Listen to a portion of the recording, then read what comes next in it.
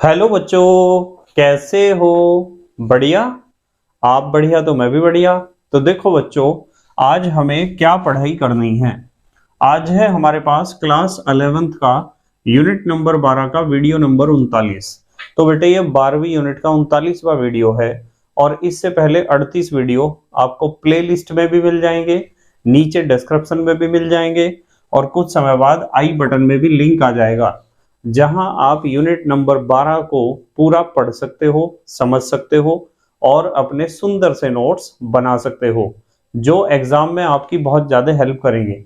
इसी के साथ साथ आपको नीचे डिस्क्रिप्शन में पीडीएफ नोट्स का लिंक भी मिल जाएगा, और आप पीडीएफ नोट्स के लिए टेलीग्राम पर भी सर्च कर सकते हो KMD सहारनपुर। तो देखते हैं आज का हमारा टारगेट क्या है। आज बेटे हमें सीखना है जेल्डाल विधि। ये बहुत ज्यादा इंपॉर्टेंट क्वेश्चन है, और आपको मैंने पिछले वीडियोस में भी बताया था कि जेल्डाल विधि का प्रयोग हम करते हैं किसी कार्बनिक यौगिक में नाइट्रोजन की परसेंटेज ज्ञात करने में, कि उस यौगिक में नाइट्रोजन कितने प्रतिशत उपस्थित है। तो नाइट्रोजन की परसेंटेज ज्ञात करने के लिए जेल्डाल विधि बहुत खास विधि है, और एग्जाम के लिए भी बहुत इंपॉर्टेंट है। इसका न्यूमेरिकल एग्जाम में जरूर पूछा जाता है, ये चीज ध्यान रखना आप। तो इससे बच्चे डरते भी हैं बहुत, मतलब जेल्डाल विधि का क्वेश्चन जब आता है तो बच्चे बहुत डरते हैं। तो उस डर को मैं आपके बिल्कुल खत्म कर दूंगा। ठीक है, ध्यान से समझेंगे सब बच्चे। आप हेडिंग लिख लो अपनी नोटबुक में, जेल्डाल विधि। लिख लिया बेटे? ठीक है। तो बेटे जेल्डाल विधि को पढ़ने से पहले हमें इस बात का जरूर पता होना चाहिए कि जेल्डाल विधि का प्रयोग हम क्यों करते हैं। जैसा कि मैंने आपको अभी बताया है कि कार्बनिक यौगिक में नाइट्रोजन की परसेंटेज ज्ञात करने में, तो जेल्डाल विधि का प्रयोग करते हैं हम कार्बनिक यौगिक में नाइट्रोजन की प्रतिशतता ज्ञात करने में। तो यदि आपसे कोई पूछता है कि जेल्डाल विधि का प्रयोग किस कार्य के लिए किया जाता है या कब किया जाता है, तो आप बताओगे जब किसी कार्बनिक यौगिक में नाइट्रोजन की परसेंटेज ज्ञात करनी हो।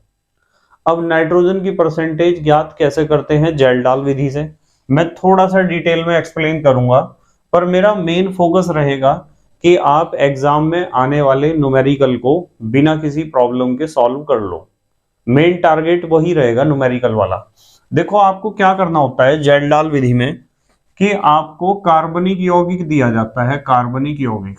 आप उस कार्बनिक यौगिक का एक नमूना, एक सैंपल या थोड़ा सा कार्बनिक यौगिक लेते हो, और फिर उसमें मिलाते हो कंसंट्रेट H2SO4। कार्बनिक यौगिक में हम मिलाते हैं कंसंट्रेट यानी सांद्र सल्फ्यूरिक अम्ल, और फिर इसमें मिलाते हैं K2SO4 और कॉपर सल्फेट।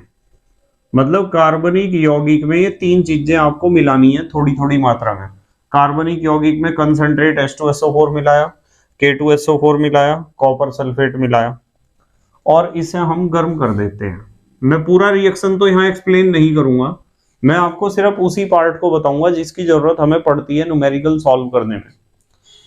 तो क्या होता है कि कार्बनिक यौगिक में जब आप H2SO4 सांद्र सल्फ्यूरिक अम्ल, K2SO4 और कॉपर सल्फेट के साथ इसे गर्म करते हो, तो हमें प्राप्त होता है अमोनियम सल्फेट। हमें एक चीज प्राप्त होती है अमोनियम सल्फेट, NH4 का होल ट्वाइस SO4। इसके अलावा भी बहुत चीजें बनती हैं, पर मैंने आपको मुख्य चीज बताई है, अमोनियम सल्फेट मिल जाएगा। ये एक सॉल्यूशन मिल जाएगा जिसमें अमोनियम सल्फेट होगा। अब हमें क्या करना है, इस अमोनियम सल्फेट में आप NaOH मिलाओ, ठीक है, सोडियम हाइड्रोक्साइड या कास्टिक सोडा, और गर्म कर दो।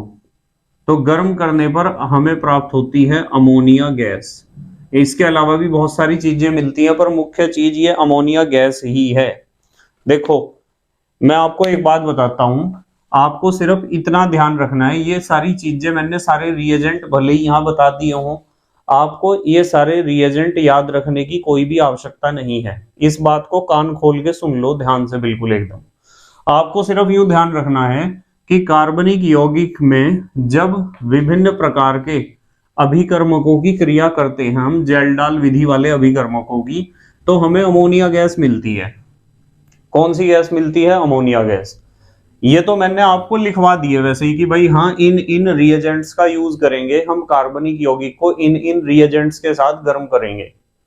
पर आपको इन रिएजेंट्स को, इन अभिकर्मकों को याद रखने की कोई भी आवश्यकता नहीं है। आपको सिर्फ इतना ध्यान रखना है कि जेल्डाल विधि में कार्बनिक यौगिक की क्रिया जिन जिन अभिकर्मकों से आप कराओगे, अल्टीमेटली आपको एक गैस मिलेगी, अमोनिया गैस। और ये जो अमोनिया गैस होती है ना, इसका नेचर होता है बेसिक। अमोनिया एक बेस है, एक क्षार है अमोनिया। ठीक है, ध्यान रखना इस चीज को। अमोनिया का नेचर क्षारीय होता है क्योंकि इसके बाद लोन पेयर होता है ना, और लोन पेयर डोनेट करने का नेचर होता है इसका। लुईस ने कहा था जिसका नेचर एक इलेक्ट्रॉन के जोड़े को डोनेट करने का होता है उसे हम कहते हैं लुईस बेस या लुईस क्षार। तो इन सारी बातों को तो एक तरफ रखो, सिर्फ यूं ध्यान रखो कि कार्बनिक यौगिक है, उसकी क्रिया कराई आपने कुछ अभिकर्मकों के साथ और आपको गैस मिली अमोनिया, और अमोनिया है एक क्षार। क्या है? क्षार। अब आपको क्या करना है कि ये जो अमोनिया गैस है, अगला पॉइंट बता रहा हूं मैं, अमोनिया को अवशोषित करने के लिए या अमोनिया को उदासीन करने के लिए एक ही बात है भाई, क्षार को उदासीन कौन करेगा? जो अम्ल होगा। अमोनिया को उदासीन करने के लिए, अमोनिया को उदासीन करने के लिए आपको अम्ल का प्रयोग करना होता है, अम्ल। और उस अम्ल का जो प्रयोग करना होता है, क्योंकि अमोनिया तो क्षार है, यहां लिख देता हूं, अमोनिया क्या होती है? बेसिक होती है, क्षारीय होती है। इसे उदासीन करना है तो अम्ल यूज करना पड़ेगा, और वो जो अम्ल यूज करोगे उसकी नॉर्मलता तो मान लो N है और उसका आयतन है V। सुनो ध्यान से भाई, जो अम्ल आप प्रयोग कर रहे हो उसकी कुछ ना कुछ नॉर्मलता तो होगी।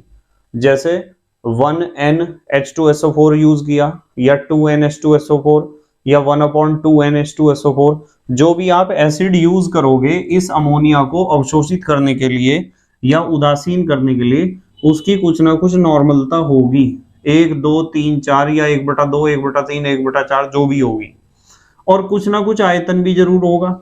आप इस अमोनिया को अवशोषित करने के लिए या उदासीन करने के लिए जो अम्ल का प्रयोग करोगे उसका कुछ ना कुछ आयतन लोगे, जैसे 20 ml, 30 ml, 40 ml। पर होता क्या है नॉर्मली कि जब आप इस अम्ल का प्रयोग करते हो अमोनिया को उदासीन करने के लिए, तो हमारे क्वेश्चन में जो हमारा न्यूमेरिकल आएगा उसमें अम्ल आवश्यकता से अधिक गिर जाता है बर्तन के अंदर। जैसे मान लो मैं कहूं कि हमने अम्ल यूज किया है 90 ml, पर 90 ml अम्ल अमोनिया को अवशोषित नहीं करता।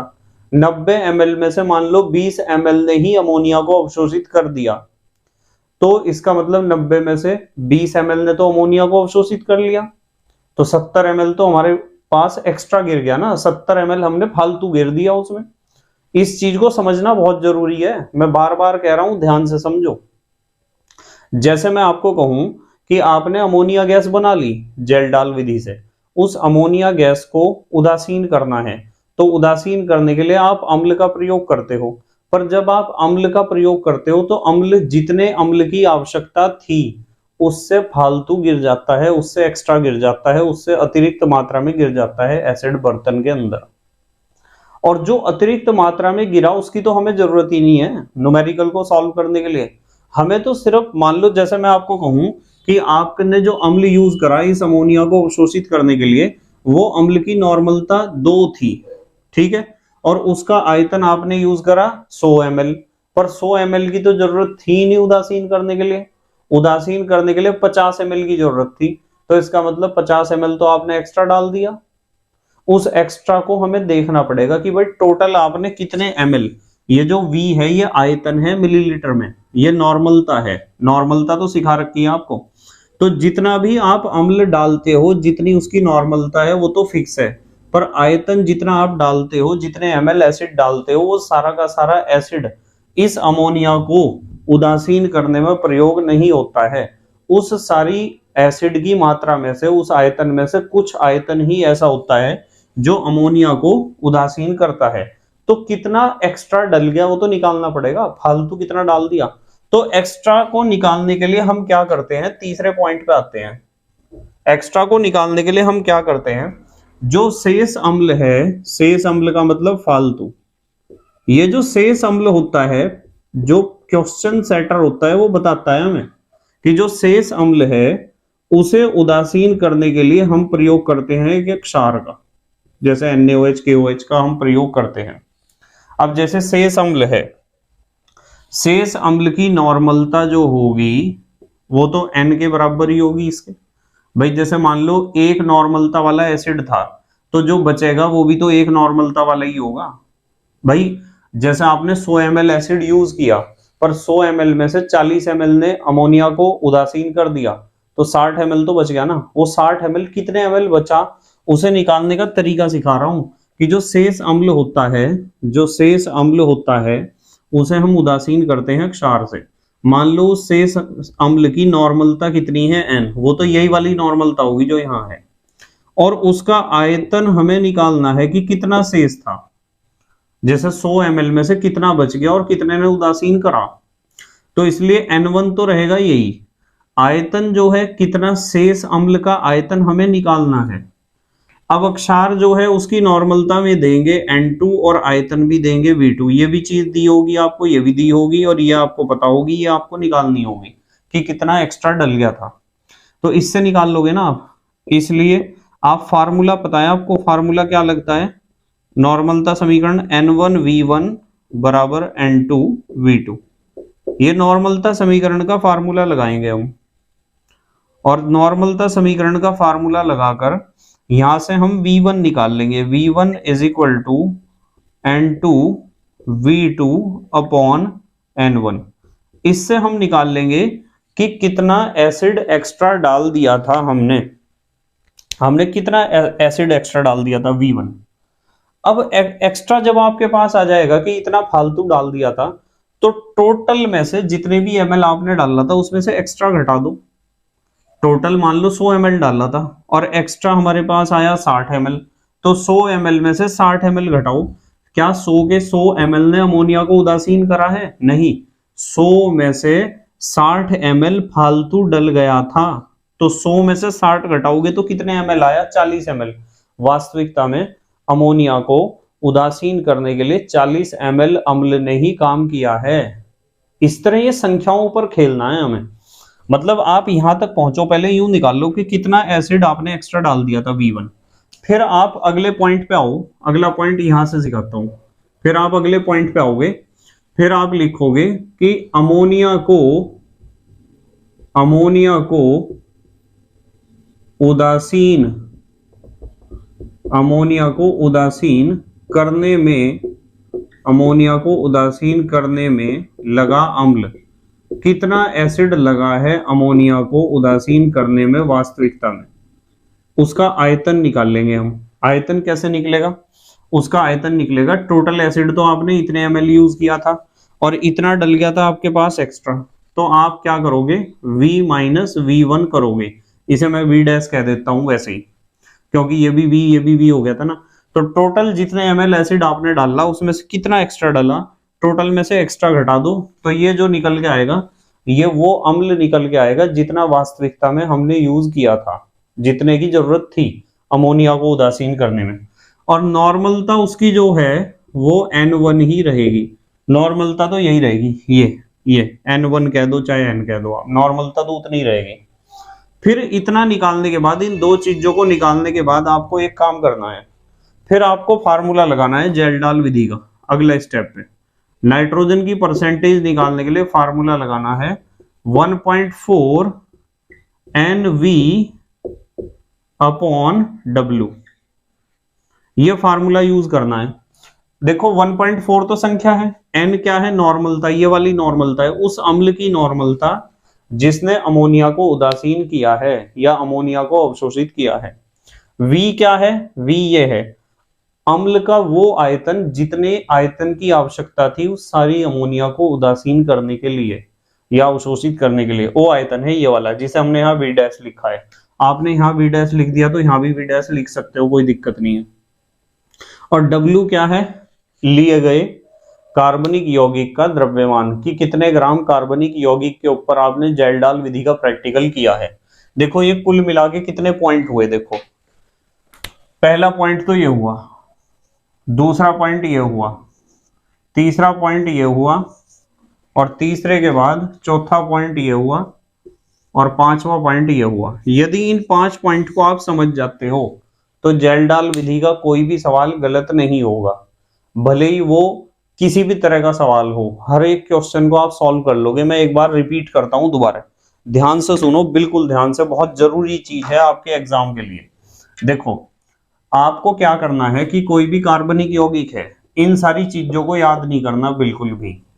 आपको सिर्फ ये ध्यान रखना कि कार्बनिक यौगिक पर जब जेल्डाल वाला प्रैक्टिकल या परीक्षण करोगे तो अमोनिया गैस बनेगी। इन सारी चीजों को दिमाग में से निकाल दो बिल्कुल। यदि कोई पेपर सेटर ऐसा है कि वो पूछ ही रहा कि जेल्डाल विधि में किस किस चीज का प्रयोग करते हैं, तो आप उसे बता सकते हो, पर हमें इस बात का साफ साफ पता है कि जेल्डाल विधि के ऊपर न्यूमेरिकल आना है पेपर में। तो इसलिए आप सिर्फ यूं ध्यान रखो पहले पॉइंट में कि कार्बनिक यौगिक है और उसके ऊपर विभिन्न प्रकार के अभिकर्मकों की क्रिया कराई, तो हमें कौन सी गैस मिली, अमोनिया गैस। और अमोनिया गैस कैसा है नेचर में, बेसिक है, क्षारीय है, एक क्षार है। दूसरे पॉइंट में ध्यान रखो कि अमोनिया को उदासीन करने के लिए हम अम्ल इस्तेमाल करेंगे। क्या इस्तेमाल करेंगे, अम्ल। उस अम्ल की एक नॉर्मलता होगी और एक आयतन होगा। नॉर्मलता तो कभी नहीं बदलेगी, यही वाली नॉर्मलता यहाँ यूज करी है हमने, पर आयतन जो आप डालोगे ना, जितने भी ml डालोगे, वो ज्यादातर सवालों में जरूरत से ज्यादा ही एसिड डाल देते हैं हम। इस चीज को सुनो ध्यान से कि यहाँ जो V लिखा हुआ है वॉल्यूम आयतन मिलीलीटर में, ये तो नॉर्मलता है, ये वॉल्यूम है, आयतन है ml में या मिलीलीटर में। ये आप एक्स्ट्रा डाल लोगे पक्की बात है, एक्स्ट्रा डाल लोगे पक्की बात है। और जब आप एक्स्ट्रा डाल दोगे तो हमें अब निकालना होगा कि एक्स्ट्रा कितना डाल दिया हमने। जितना भी एक्स्ट्रा आपने डाल दिया उसे निकालने के लिए आप लोगे तीसरा पॉइंट, शेष अम्ल, या आप लिख सकते हो अवशेष अम्ल। कितना फालतू डाल दिया, उस फालतू अम्ल को, शेष अम्ल को या एक्स्ट्रा एसिड को आप उदासीन करोगे एक क्षार से।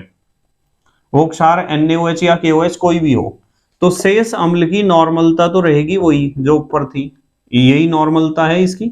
N1 की जगह तो N ही लिखोगे, V1 की जगह लिखोगे आप क्वेश्चन मार्क कि कितना फालतू डाल दिया, वो आयतन निकालना है, कितने ml एक्स्ट्रा डाला है। क्षार जो है उसकी नॉर्मलता भी देंगे, वे आयतन भी देंगे कि जो अवशेष अम्ल था उसे उदासीन करने के लिए इतनी नॉर्मलता का इतने ml क्षार लगा, ये दोनों वैल्यू देंगे। फिर आप नॉर्मलता समीकरण लगाओगे N1V1 is equal to N2V2, इससे V1 निकल के आ जाएगा, यानी ये चीज कि कितना एक्स्ट्रा एसिड आपने डाल दिया था। अब आप क्या काम करोगे, अमोनिया को उदासीन करने में लगा अम्ल निकाल लोगे कि टोटल इतने ml डाला था आपने एसिड, जैसे 100 ml, और एक्स्ट्रा डल गया था उसमें जैसे 60 ml। तो आप टोटल में से इसे घटाओगे, यानी कुल जितना अम्ल आपने प्रयोग किया उसमें से घटाना है कि एक्स्ट्रा कितना डाला था, अवशेष अम्ल कितना था। टोटल में से एक्स्ट्रा डाल के जो भी वैल्यू आपके पास आएगी वो वास्तविकता में उतना एसिड है जिसने अमोनिया को अवशोषित करने का या उदासीन करने का काम करा है। बस उसी हमें आयतन की आवश्यकता है। ये हमारा आ जाएगा आयतन, ये लिखा हुआ है अमोनिया को उदासीन करने में लगा अम्ल का आयतन, तो ये निकल गया। और नॉर्मलता निकल गई, ये नॉर्मलता तो वही है जो कि तो पहले वाली, ठीक है। फिर आप 5वें पॉइंट में नाइट्रोजन की परसेंटेज का फार्मूला लगाओगे, जेल्डाल विधि वाला, 1.4 NV/W। 1.4 तो संख्या है, N है ये वाली नॉर्मलता जो यहाँ दी है, यहाँ दी है, यहाँ दी है और यहाँ यूज की है। अम्ल की नॉर्मलता नहीं बदलेगी, N की वैल्यू वही रहेगी जो सवाल में दी गई है। V डैश क्या है, V डैश वो अम्ल का आयतन है जिस अम्ल ने अमोनिया को पूर्ण रूप से उदासीन कर दिया था या अवशोषित कर दिया था, ठीक है। W क्या है, W है कार्बनिक यौगिक की मात्रा ग्राम में, यह कार्बनिक यौगिक कितना आपने यूज किया था जेल्डाल विधि में। तो हमें कुल मिला के ये कितने पॉइंट हुए, 5 पॉइंट यूज करने हैं हर एक क्वेश्चन में। जल्दी से पोज करके लिख लो, आप पहले इन्हें लिखो बेटे, लिख लिया, ठीक है तो बेटे इस क्वेश्चन को ध्यान से देखना बिल्कुल।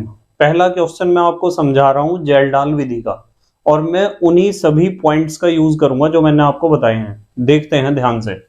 इन्होंने कहा है 0.8 ग्राम कार्बनिक यौगिक का विश्लेषण, मतलब कार्बनिक यौगिक की मात्रा दे रखी है 0.8 ग्राम।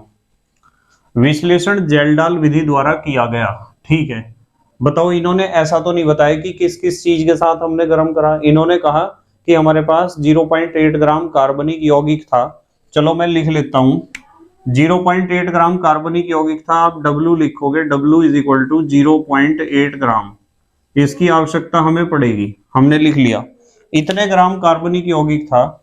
उत्पन्न अमोनिया को 90 ml N/10 H2SO4 में शोषित किया गया।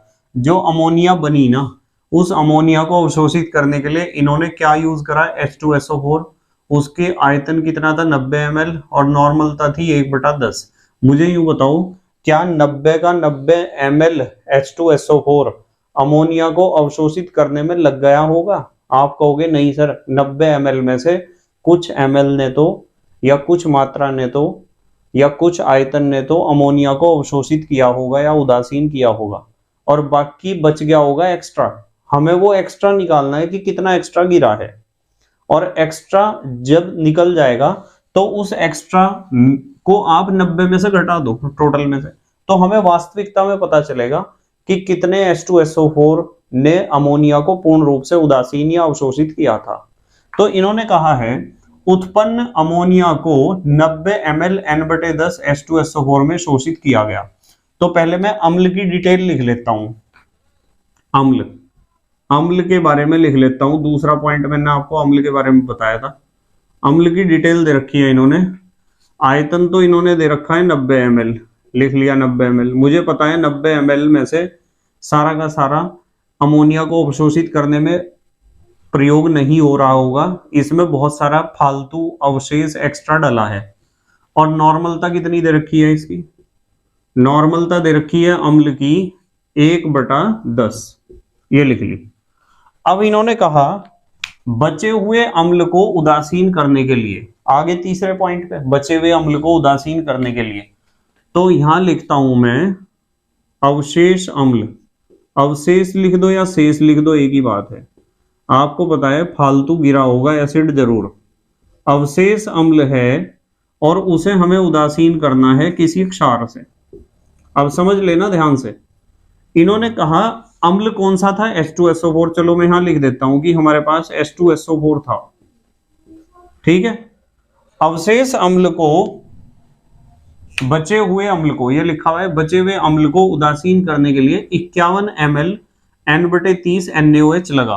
तो हम जो यूज कर रहे हैं क्षार, वो कौन सा है, NaOH। यहां लिख देता हूं NaOH हम यूज कर रहे हैं बचे हुए अम्ल को उदासीन करने के लिए। अब इन दोनों का डिटेल भरूंगा मैं यहां। मुझे यूं बताओ अवशेष अम्ल की नॉर्मलता कितनी है? भाई जितनी नॉर्मलता कितनी थी, 1/10 थी H2SO4 की।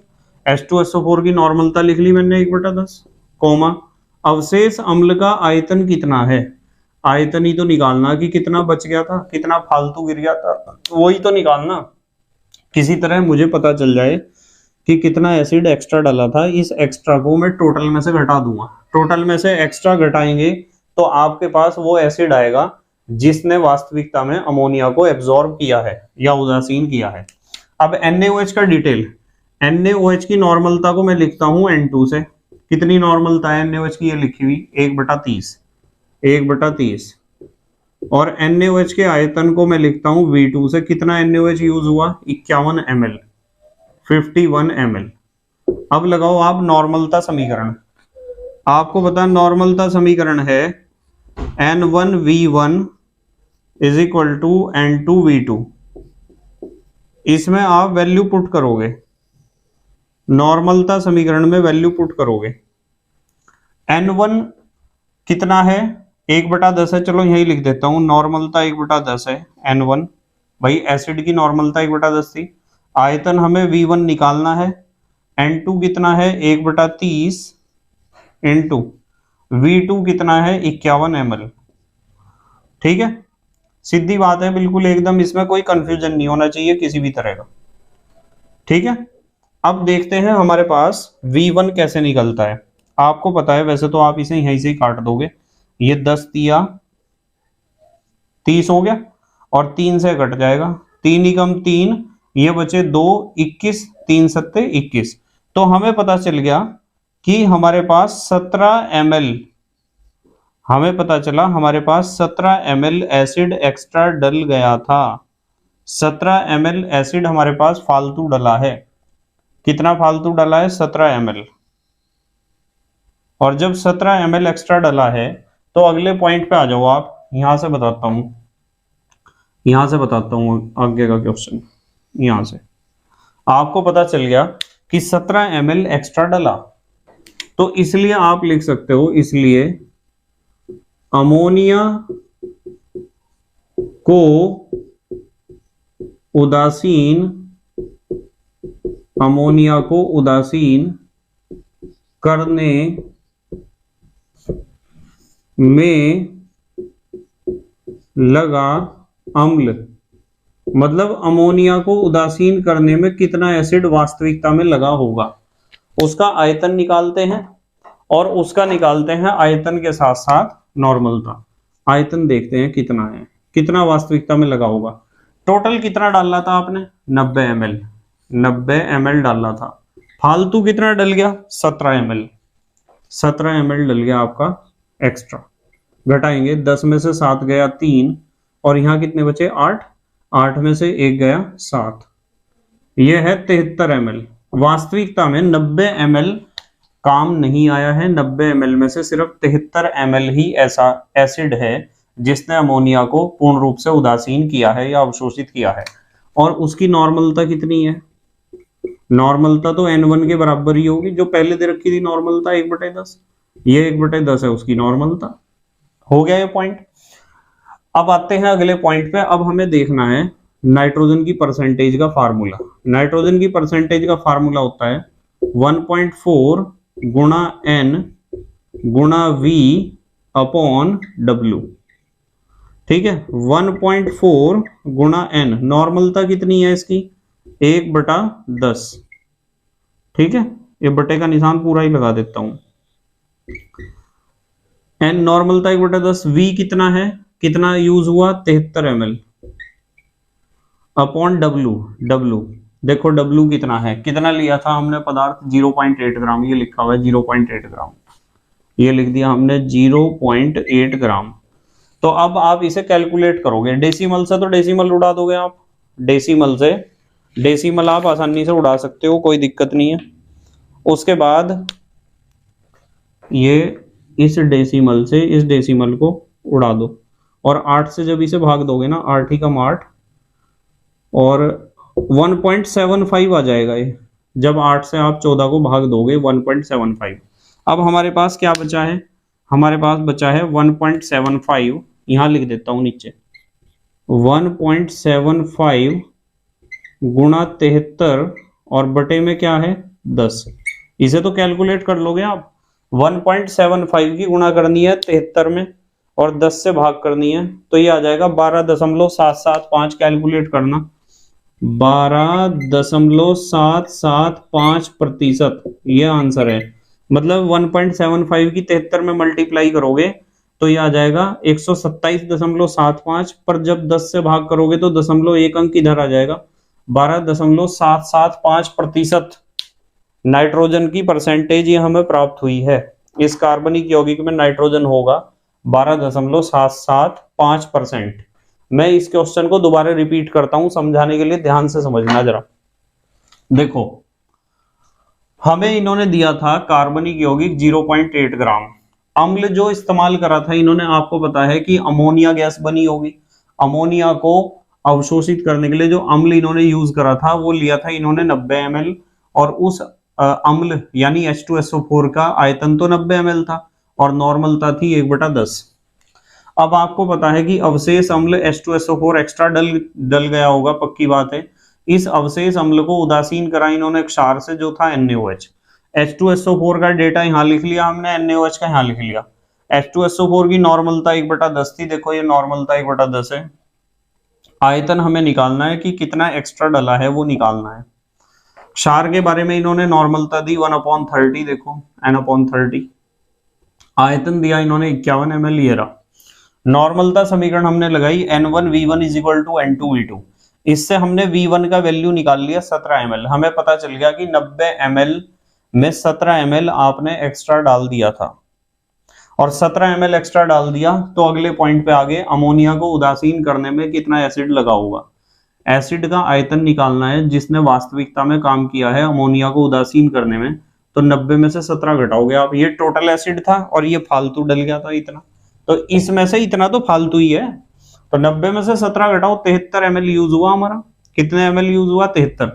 और नॉर्मलता तो उतनी रहेगी 1/10 जो पहले थी एसिड की, नॉर्मलता तो उतनी रहेगी।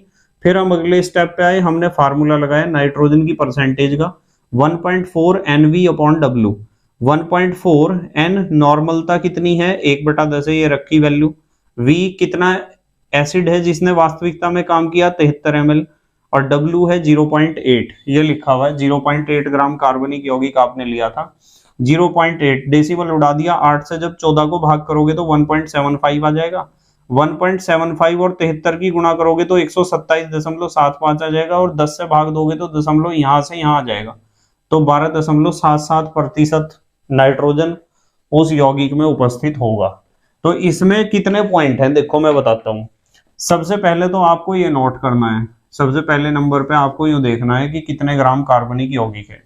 दूसरे नंबर पे आपको देखना है कि जो अम्ल यूज करा वो कितना ml है और उसकी नॉर्मलता कितनी है। तीसरे नंबर पे आपको देखना है कि जो अवशेष अम्ल है उसे जो क्षार उदासीन करना, उनका डाटा आमने सामने रख के नॉर्मलता समीकरण लगा के आप निकाल लोगे कि इतना एक्स्ट्रा डाल दिया आपने एसिड V1, कितना एसिड आपने एक्स्ट्रा डाल दिया। और चौथे नंबर पे आप फिर देखोगे कि अमोनिया को उदासीन करने में वास्तविकता में कितना एसिड लगा है, टोटल में से एक्स्ट्रा घटाना है इतना लगा। और पांचवें नंबर पे आप फार्मूला लिख दोगे नाइट्रोजन की परसेंटेज का, और उसमें वैल्यू पुट करोगे, आपका आंसर आ जाएगा। जल्दी से पोज करके लिखो, आप लिखो बेटे, लिख लिया? ठीक है, देखो बेटे ऐसा ही दूसरा क्वेश्चन है, ध्यान से समझेंगे बिल्कुल। इस क्वेश्चन को सीखने के बाद आप अपनी बुक के किसी भी क्वेश्चन को सॉल्व कर सकते हो वेरी इजीली, कोई भी दिक्कत नहीं होगी। देखो इस क्वेश्चन को ध्यान से देखेंगे। इन्होंने कहा 0.5 ग्राम कार्बनिक यौगिक का जेल्डाल विधि द्वारा विश्लेषण किया गया, ये W दे रखा है W।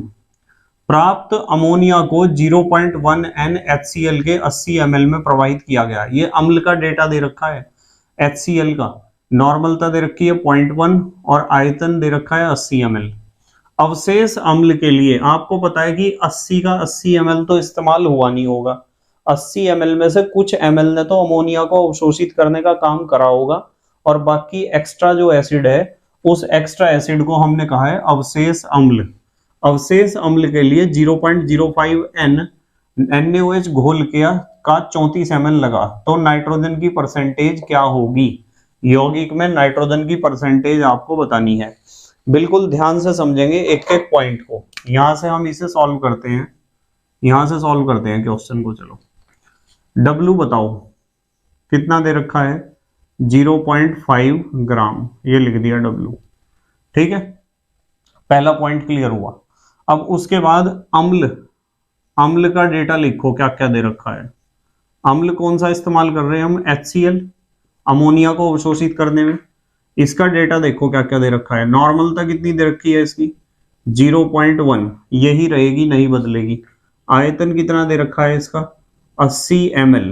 80 ml में से कुछ घटाना पड़ेगा, जब पता चलेगा कि अमोनिया को कितने ml ने अवशोषित करा वास्तविकता में। 2 पॉइंट क्लियर।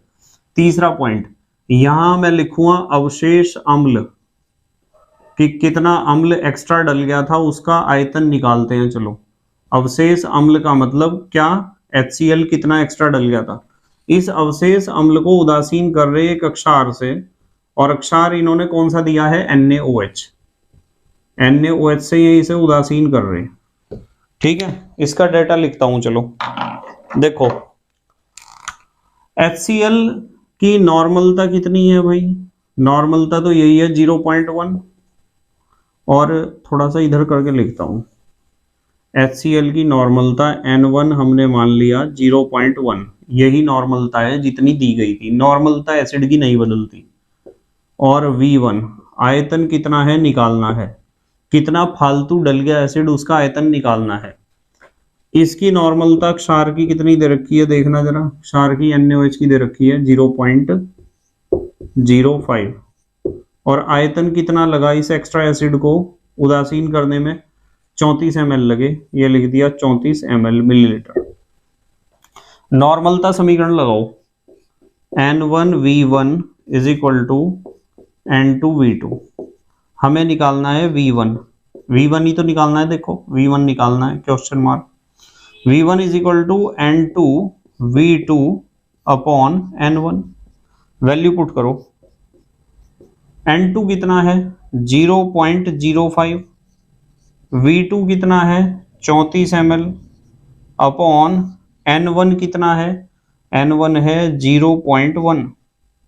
ठीक है, अब आपको पता है डेसिमल तो उड़ा दोगे आप, डेसिमल उड़ाओ, इस डेसिमल को उड़ाओ और नीचे लिखो 100, इस डेसिमल को उड़ाओ ऊपर लिखो 10, एक जीरो से एक जीरो को मार दो। 34 की और 5 की मल्टीप्लाई करनी है हमें, 34 की और 5 की करनी है मल्टीप्लाई, ये आ जाएगा 170। कर लोगे ना गुणा तो 170 और बटे में ये 10 भी है हमारे पास। ठीक है, तो इसे यहां से जीरो से जीरो मार दो, इसका मतलब 17 ml एक्स्ट्रा डल चुका है एसिड। एसिड कितना फालतू डला है 17 ml। ठीक है, अब अगले पॉइंट पे आते हैं। देखो पहले पॉइंट पे हमने क्या किया है, पहले नंबर पे तो हमने निकाला यहाँ कि कितने ग्राम ऑर्गेनिक कंपाउंड लिया था। दूसरे नंबर पे हमने देखा जो एसिड यूज किया था उसकी नॉर्मलता कितनी है और वो कितना डाल रहा था टोटल। तीसरे नंबर पे हमने देखा जो अवशेष अम्ल है उसे क्षार उदासीन कर रहा, दोनों का डेटा लिखा, नॉर्मलता समीकरण लगाई, ये नॉर्मलता समीकरण होती है, नॉर्मलता समीकरण लगाई और हमने निकाल लिया कितना एक्स्ट्रा डल चुका था एसिड। ठीक है, चौथे नंबर पे क्या करेंगे बताओ। चौथे नंबर पे हम लिखेंगे अमोनिया को उदासीन करने में या अवशोषित करने में भी लिख सकते हो आप। अमोनिया को उदासीन करने में मार्कर ही पता नहीं कैसा चल रहा, लगा अम्ल, इसका डेटा लिखेंगे कितना आयतन लगा है। मार्कर दूसरा लूं, अमोनिया को अवशोषित करने में लगा अम्ल, इसे देखते हैं, V से ही लिख देता हूं इसे, V से। टोटल कितना था एसिड हमारे पास, टोटल था ये 80 ml, 80 ml टोटल था माइनस, और यहाँ कितना एक्स्ट्रा कितना डला है, ये निकला है ना एक्स्ट्रा कितना डला है 17 ml, 17 ml घटाओ 10 में से 7 गए 3 और यहाँ 7 बचे ना, 7 में से 1 गया 6, 63 ml एसिड की ही आवश्यकता थी सिर्फ। 17 ml तो फालतू डल गया था, 80 ml क्यों डालना, 17 फालतू डल गया, 80 में 17 घटा 63 ml की जरूरत थी। और नॉर्मलता तो इसकी उतनी ही है जितना हमने N1 मानना है, नॉर्मलता तो नहीं बदलेगी, इतनी रहेगी नॉर्मलता 0.1। ठीक है, यहां तक पहुंच गए सही। अब आते हैं अगले पॉइंट पे, पांचवें लास्ट पॉइंट पे। पांचवें पॉइंट में हम क्या करते हैं बताओ, फार्मूला लगाते हैं हम। फार्मूला होता है नाइट्रोजन की परसेंटेज का, क्या होता है 1.4 NV अपॉन W। ये फार्मूला सिर्फ जेल्डाल विधि में ही यूज होगा और कहीं नहीं होगा यूज, ड्यूमा विधि का फार्मूला अलग है। 1.4 N नॉर्मलता कितनी है, ये 0.1, उस एसिड की नॉर्मलता लिखनी होती है जिसने अमोनिया को उदासीन किया है। V उस एसिड का आयतन कितना लगा, आयतन 63 ml अपॉन W कितना है, W देखो 0.5, 0.5 ग्राम कितना है, देखो यहां लिखा हुआ है 0.5 ही है ना, ये लिखा हुआ है देखो 0.5 ग्राम इस्तेमाल हुआ। ठीक है, अब देखो इस डेसिमल से इस डेसिमल को उड़ा दो, अच्छा 12 पंजे 60, देखते हैं 5 एकम 5, अब कितने बचे 1 2 13, 5 दूनी 10, ठीक है, कितने बचे 3, दशमलव लगा के 0, 5 6 30, 12.6। तो ये हमारे पास बचा है, ये तो है 14 और ये है 0.1 और ये है 12.6। बटे में तो कुछ नहीं बचा ना, 5 से हमने कैंसिल कर दिया। जब आप इनकी मल्टीप्लाई करोगे तो ये आ जाएगा 17.64, 17.64%। ये आंसर है हमारा नाइट्रोजन की परसेंटेज।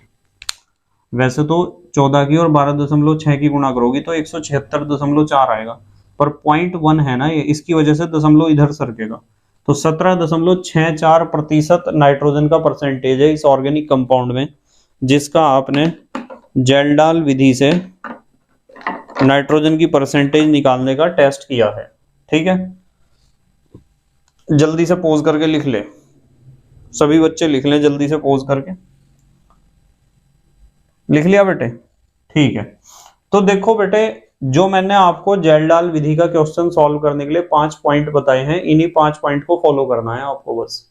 यदि इन 5 पॉइंट को आप फॉलो करते हो तो आपका क्वेश्चन बिल्कुल भी गलत नहीं होगा। ठीक है, अब आपकी बुक में जितने भी जेल्डाल विधि के क्वेश्चन हैं उन्हें आप सॉल्व करोगे। यदि कहीं प्रॉब्लम आएगी तो मुझे कमेंट करके जरूर बता देना, और आपके समझ में आया हो तो भी बता देना, कहीं कुछ कमी लगी हो तो भी कमेंट करके जरूर बता देना। बस मेहनत और ईमानदारी से पढ़ाई करते रहो और अपने हैंड रिटन नोट्स बनाते रहो। तो thank you very much for watching this video. Okay, bye.